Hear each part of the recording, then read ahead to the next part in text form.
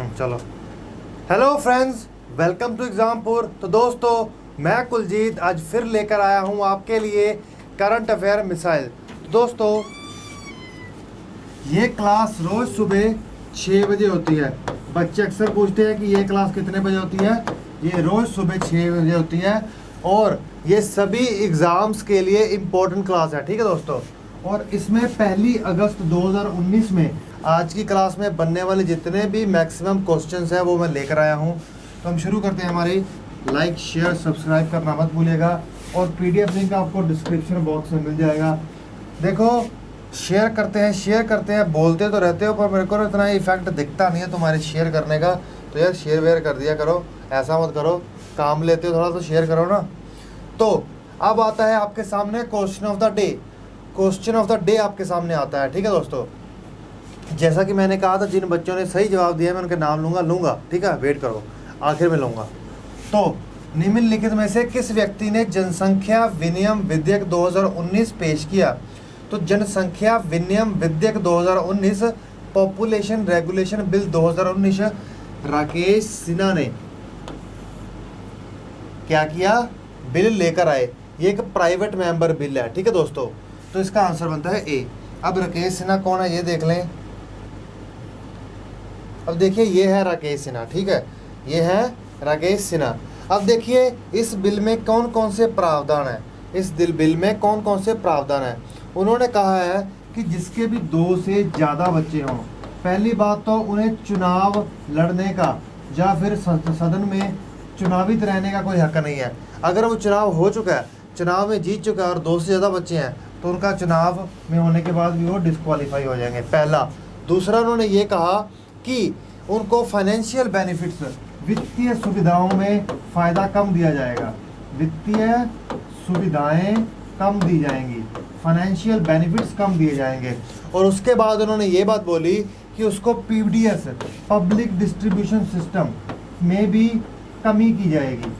जो लोगों के 2 से ज़्यादा बच्चे हैं उनको पीडीएस सिस्टम में भी, पब्लिक डिस्ट्रीब्यूशन सिस्टम में भी कमी की जाएगी। तो दोस्तों, ये इसके प्रावधान हैं। और इसमें और भी कोई चीज़ें हैं, जैसे कि इस पर बिल नहीं बोला है कि अगर किसी के पहले एक बच्चा है और दूसरी बार जो वो बच्चे हैं वो जुड़वा हो जाए, तो होता ना कई बार किसी का एक बच्चा और बाद में दूसरी बार जो बच्चा हो रहा है तो वो जुड़वा हो जाए, तो 3 बच्चे हो जाएंगे। उस पर बिल शांत है। तो ऐसी चीज़ों पे भी वार्तालाप होनी जरूरी है। अभी तो ये बिल है, विधेयक नहीं बना है। तो हम चलते हैं आगे। अब आपके सामने आता है पहला क्वेश्चन। वो क्या है कि किस भारतीय क्रिकेटर को डोप टेस्ट में फेल होने के बाद 8 महीने के लिए प्रतिबंधित कर दिया गया है? तो जिस क्रिकेटर को डोप टेस्ट में फेल होने के बाद 8 महीने के लिए प्रतिबंधित कर दिया गया है वो है पृथ्वी शा। तो इसका आंसर बनता है बी। ठीक है दोस्तों, पृथ्वी शा को। तो हम चलते हैं आगे। ये है पृथ्वी शा। ठीक है दोस्तों, अब आपके सामने है दूसरा क्वेश्चन। वो क्या है? वो है कि कर्नाटका विधानसभा के नए स्पीकर कौन नियुक्त किए गए हैं? तो कर्नाटका विधानसभा के नए स्पीकर नियुक्त किया गया है विश्वेश्वर हेगड़े कागरी को। तो इसका आंसर बनता है ए। विश्वेश्वर हेगड़े कागेरी को क्या किया गया है? नया स्पीकर नियुक्त। जैसा कि मैंने आपको बताया था, कर्नाटका की सरकार गिरी, फिर स्पीकर जो गए वो भी बताया, अब स्पीकर जो आए हैं वो भी बताया। और स्पीकर किससे होते हैं? रूलिंग पार्टी से। ठीक है दोस्तों, तो अब चलते हैं आगे। अब इनकी फ़ोटो वगैरह देख लें। ये है वो व्यक्ति। ठीक है दोस्तों, कौन है? ये है वो व्यक्ति। अब इनके बारे में थोड़ा देख लें। पहली बात तो ये बीजेपी के मेंबर हैं। ठीक है, और ये 6 बार क्या रह चुके हैं? 6 बार लेजिस्लेटर रह चुके हैं। 6 बार ये सत्ता में रह चुके हैं, 6 बार चुनाव जीत चुके हैं। और ये मंत्री भी रह चुके हैं बीजेपी के, कर्नाटका के। ठीक है, किसके? एजुकेशन के। ठीक है, शिक्षा के मंत्री रह चुके हैं। ठीक है दोस्तों, तो हम चलते हैं आगे। अब आपके सामने आता है कि उस नदी का नाम बताइए जहां कैफ़े कॉफ़ी डे के संस्थापक वीजी सिद्धार्थ का शव मिला है। मैंने आपको क्वेश्चन कराया था ना कि कैफ़े कॉफ़ी डे के मालिक जिनका नाम है वीजी सिद्धार्थ, वो लापता है। अब वो मिल गए हैं, उनकी डेड बॉडी मिली है, उनका शव मिला है। तो उनका शव कौन सी नदी से मिला है? तो वह है नेत्रावती। तो इसका आंसर बनता है सी। अब बात आती है कि नेत्रावती नदी है, जो नेत्रावती रिवर है, क्या नाम है, नेत्रावती, वो कहाँ से कहाँ बहती है। देखिए नेत्रावती रिवर है, जो नेत्रावती रिवर कर्नाटका में बहती है, वो कुछ यहाँ से शुरू होती है और अरब सागर की खाड़ी, अरब सागर में आके गिरती है। इसकी थोड़ी डिटेल ये है कि जो इसकी ओरिजिन है, इसका जो सोर्स है वो है गंगमोला। क्या है, मैं लिख देता हूँ यहाँ पे, गंगमूला, ठीक है दोस्तों। और जहाँ पे जाके गिरेगी, जहाँ पे जाके गिरेगी वो क्या है, अरब सागर। क्या है,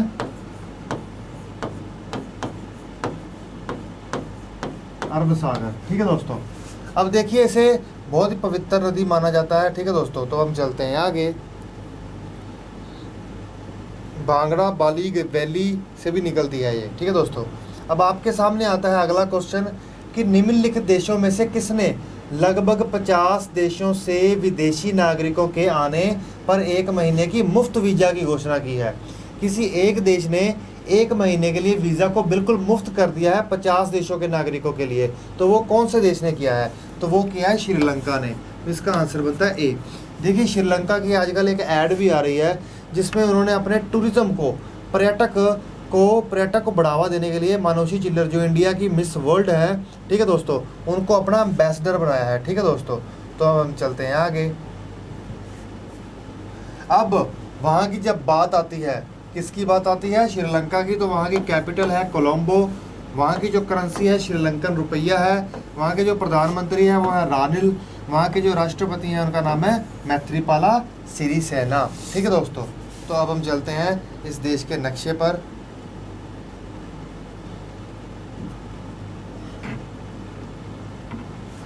अब ये देखिए, यह भारत, और भारत के बिल्कुल नीचे है श्रीलंका, ठीक है दोस्तों, बिल्कुल नीचे है श्रीलंका, और ये है श्रीलंका, ठीक है दोस्तों। तो हम चलते हैं आगे।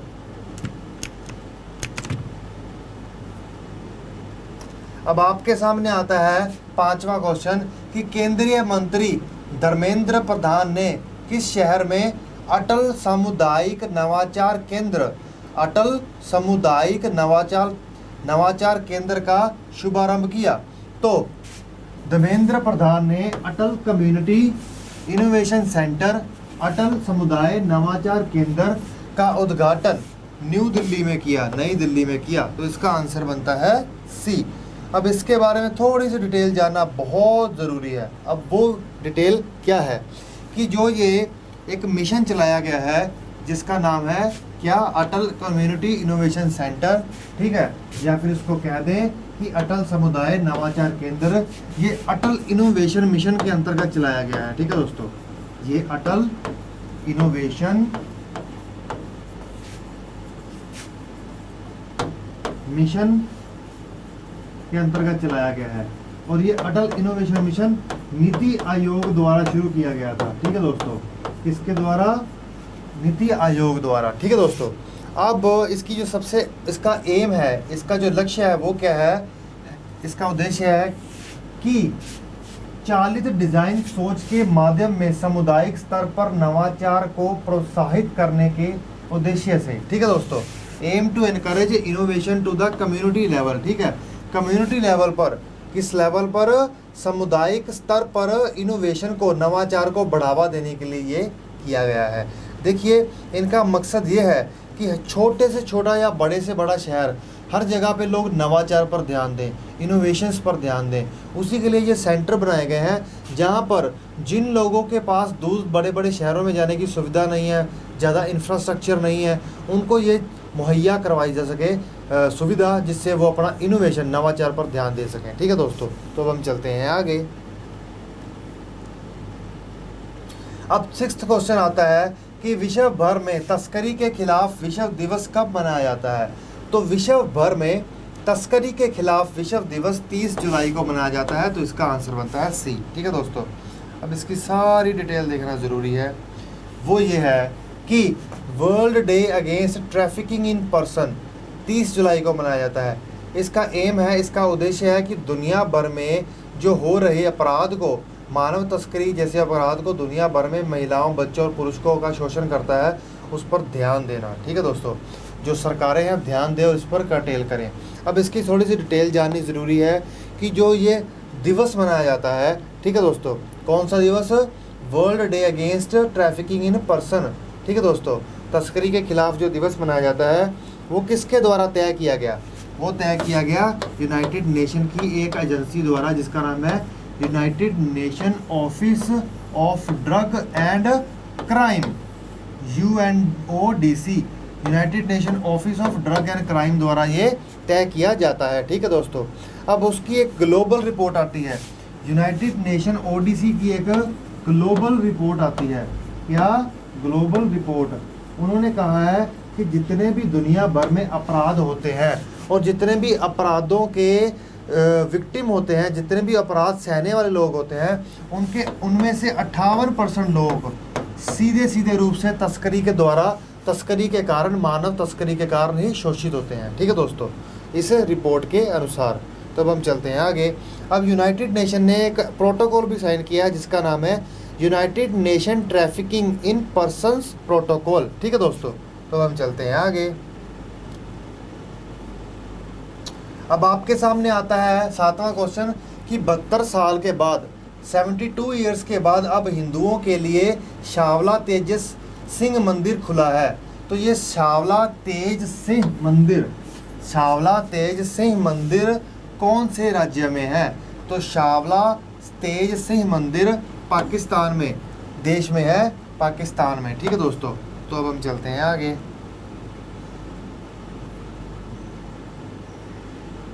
ये है वो मंदिर, ठीक है दोस्तों, काफ़ी पौराणिक लग रहा है।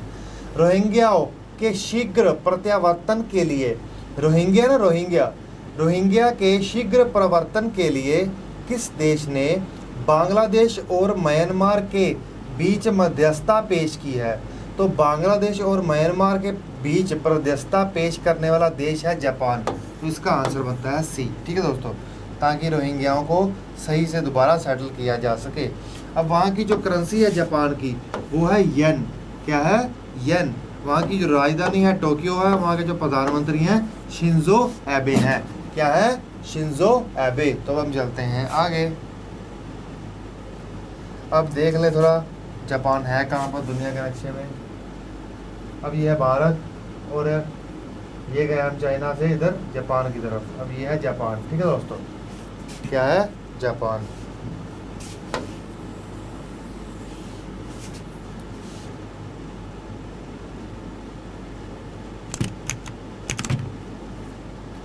अब आपके सामने आता है 9वां क्वेश्चन। वो क्या है कि निम्नलिखित में से किसने मिस डेफ वर्ल्ड 2019 का खिताब जीता है? तो मिस डेफ का मतलब होता है जो बहरा हो, सुन ना सके, ठीक है दोस्तों। मिस डेफ वर्ल्ड 2019 का खिताब जीता है विदिशा बालियान ने। तो इसका आंसर बनता है ए।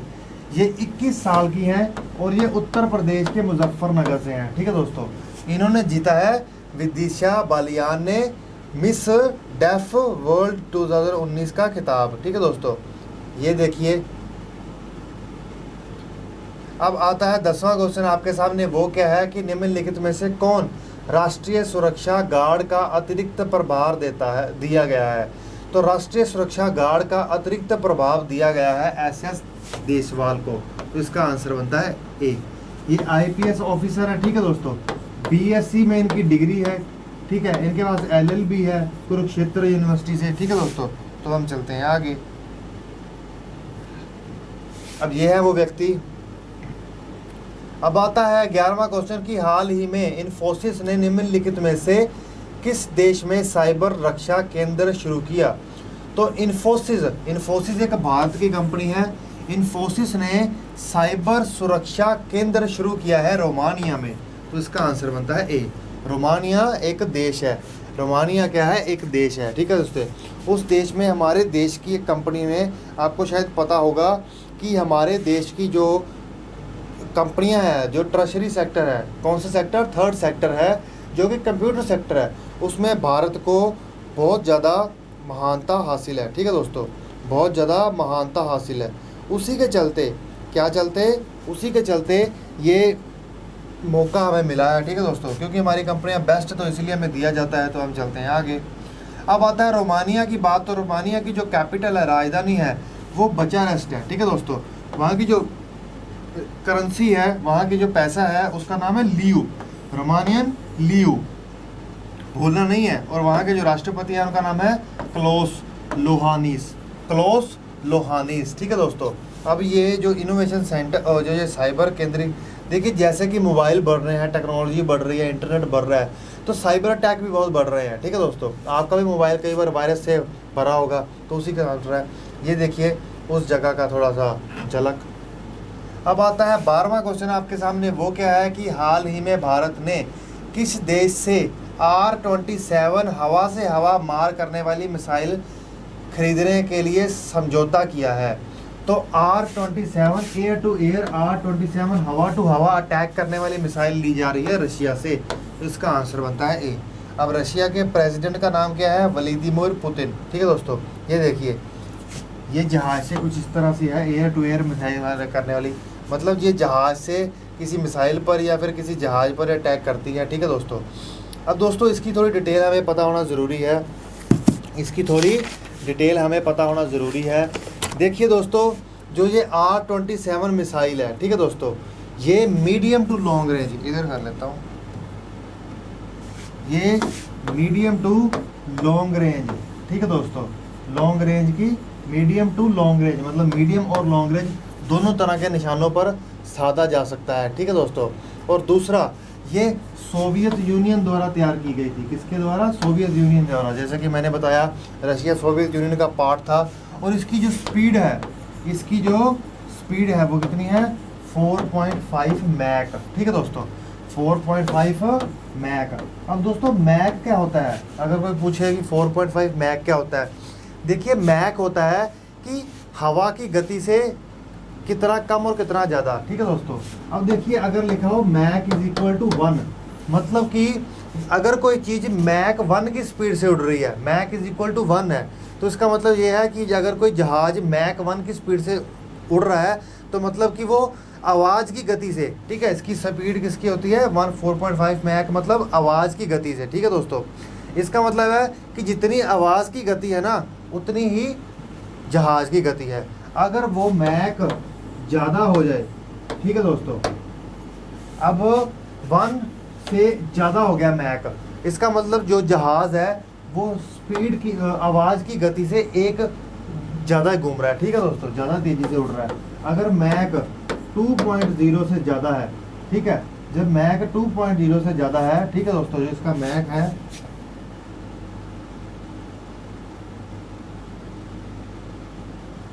अगर कोई कहे कि इसका मैक है 2.0, इसका मतलब कि वो आवाज़ की गति से 2 गुना ज़्यादा स्पीड से चल रही है। ठीक है दोस्तों, और ये कितनी स्पीड से चल रही थी आवाज़ की गति से? ये चल रही थी 4.5 की स्पीड से उड़ रही है। ठीक है, मतलब कि आवाज़ की गति से 4 गुना आगे, मतलब जब तक आवाज़ आएगी ना वो 4 गुना आगे पहुंच चुकी होगी। ठीक है दोस्तों, और तबाह करके टारगेट को निकल भी जाएगी। ठीक है, और ये कम से कम 39 kg का अपने साथ बारूद ले जा सकती है। और ये 1983 में आई थी, ये 1983 में आई थी। ठीक है दोस्तों, तो हम चलते हैं आगे। अब आपके सामने आता है नेक्स्ट क्वेश्चन, 13वां क्वेश्चन, कि नागार्जुन सागर श्रीशैलम टाइगर रिजर्व किस राज्य में स्थित है? अब दोस्तों ये क्वेश्चन बहुत इंपॉर्टेंट है। तो नागार्जुन श्रीशैलम टाइगर रिजर्व आंध्र प्रदेश और तेलंगाना दोनों में स्थित है। तो इसका आंसर बनता है सी, बोथ ए एंड बी। ये अब इसमें बहुत ज़्यादा इंपॉर्टेंट चीज़ है, वो क्या है कि ये इंडिया का जो टाइगर रिजर्व जितने भी, उसमें से सबसे बड़ा टाइगर रिजर्व है। कौन सा tiger reserve? Nagarjuna Sagar Srisailam tiger reserve. ठीक है दोस्तों, और ये कम से कम 5 डिस्ट्रिक्ट में फैला हुआ है, 5 जिलों में फैला हुआ है, जिनमें से 3 जिले आंध्र प्रदेश में आते हैं, 3 जिले आंध्र प्रदेश में आते हैं और 2 तेलंगाना में आते हैं। ठीक है दोस्तों, और इसके जिस एरिया से ये निकलता है वहाँ पे एक जो बड़ी इंपॉर्टेंट चीज़ है वो ये है कि नालामाला हिल्स। क्या?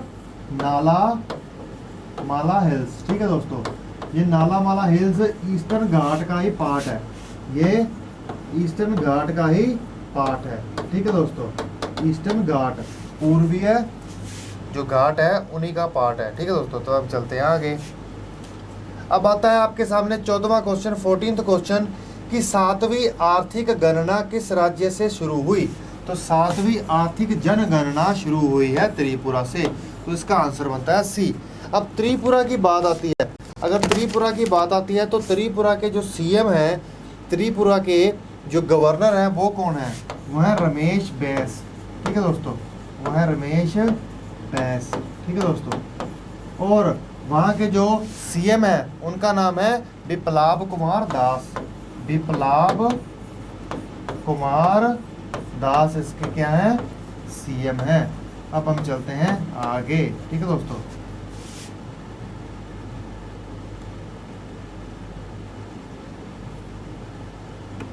आता है 15वां क्वेश्चन कि ई गवर्नेंस 2019 पर 22वां राष्ट्रीय सम्मेलन भारत के पूर्वोत्तर राज्य में आयोजित होने वाला है।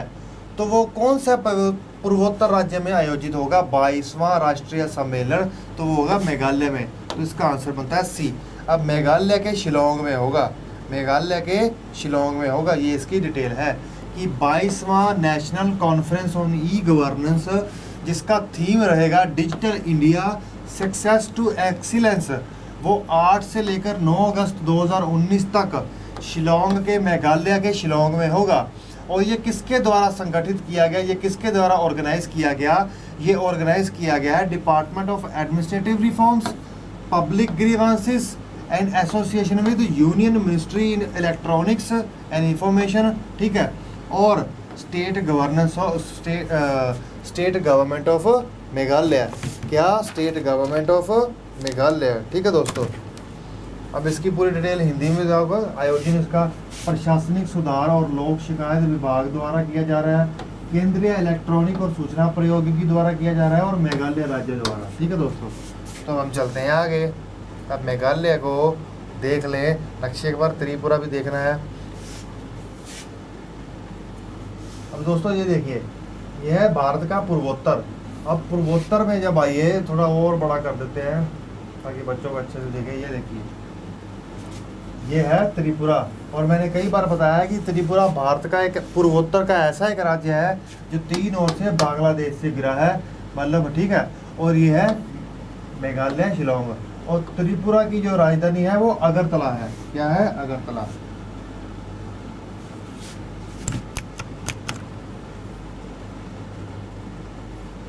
अब आता है क्वेश्चन ऑफ द डे, वो क्या है कि डीप ओशन मिशन को किस केंद्रीय मंत्रालय द्वारा लॉन्च किया गया, ये आपको बताना है। डीप ओशन मिशन को किस केंद्रीय मंत्रालय द्वारा लॉन्च किया गया, ये आपको बताना है दोस्तों। जैसा कि मैंने आपको कई बार बोला है कि आप लोग शेयर कीजिए, मतलब है ना, मेरे को लगता नहीं कि आप लोग इतना कोई खास सपोर्ट करने की मूड में हो। जितने बच्चे देखते हैं ना तो उतने लाइक होते हैं, ठीक है, और ना ही उतने शेयर होते हैं। तो ऐसे थोड़ा ना मज़ा आता है यार, थोड़ा तो ध्यान दिया कीजिए यार, ऐसा ना कीजिए, शेयर कीजिए ज़्यादा ज़्यादा। तो दोस्तों कुछ बच्चों के मैं नाम लेने वाला हूँ जिनका मैंने बोला था कि सही से उन्होंने अच्छे से आंसर दिए हैं, ठीक है दोस्तों।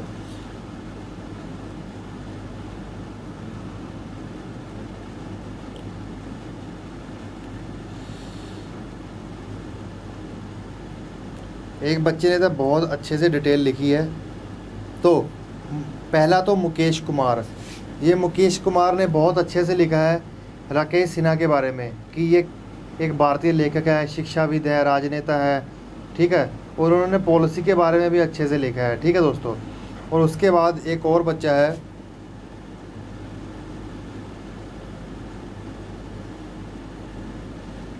गोविंदा, उन्होंने अपने नाम ऊपर से गोविंदा लिखा है। एक सागर शाह बच्चे ने भी बहुत अच्छा लिखा है, ठीक है दोस्तों।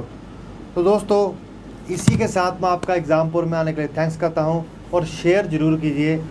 इतनी मेहनत करने के बाद भी अगर आप लोग शेयर नहीं करते तो मज़ा नहीं आता, ठीक है दोस्तों। तो इसी के साथ मैं आपका एग्ज़ामपुर में आने के लिए थैंक्स करता हूँ। Okay friends, bye.